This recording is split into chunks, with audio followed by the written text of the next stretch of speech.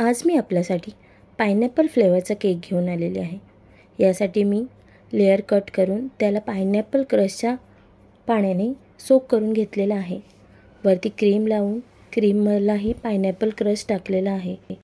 या क्रशमुळे क्रीमला पायनॅपलची टेस्ट येते आणि आपला केकची टेस्ट आणखीनच इन्हॅन्स होते। सेम याच पद्धतीने मी इतर दोन्ही लेयरही लावून घेणार आहे। माझा हा केक अर्धा किलोचा आहे।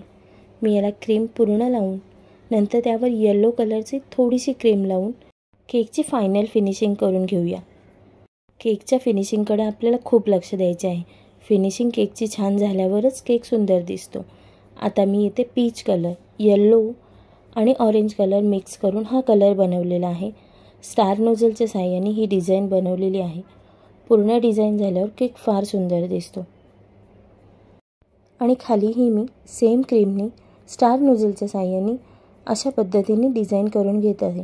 त्यामुळे केक बेकरी स्टाईल दिसतो। आता आपल्याला केकमध्ये थोडेसे शुगर बॉल ॲड करून घ्यायचे आहेत। इथे मी व्हाईट आणि पीच कलरचे शुगर बॉल ॲड केलेले आहेत। केक त्यामुळे अतिशय छान दिसायला लागले आहे। अशाच केकच्या नवनवीन डिझाईनसाठी रोहिणी स्पेशल रेसिपीला नक्की सबस्क्राईब करा, लाईक करा, शेअर करा आणि कमेंट करा। थँक्यू।